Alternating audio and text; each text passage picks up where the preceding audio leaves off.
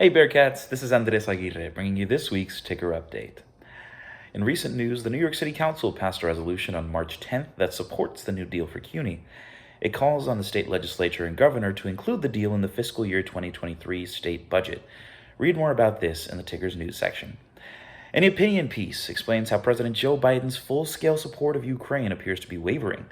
Despite repeated pleas from Ukrainian President Volodymyr Zelensky, the United States has not followed through on his requests. It seems clear that at this point in the war, the United States can and should do more to support Ukraine. Read more about this in the Ticker's opinion section. In business, Federal Reserve Chair Jerome Powell announced the first hike on short-term interest rates on March 16th and expects more to happen in the coming months. With rates increased by 0.25%, this is the first time the Fed has initiated a hike since 2018 in light of inflation driven by the pandemic and Russia's invasion of Ukraine. Read more about this in the Ticker's business section. The ice skating rink is set to close for the winter season, but Rockefeller Center will be transforming the ice into a roller rink. This is the first time that there will be a roller rink since 1940.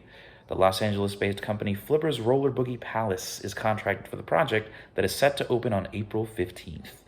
Read more about this in the Ticker's Arts section. New data on the distribution of COVID-19 booster shots in New York City mirrors a trend among many major U.S. cities, widespread hesitancy to receive a third dose.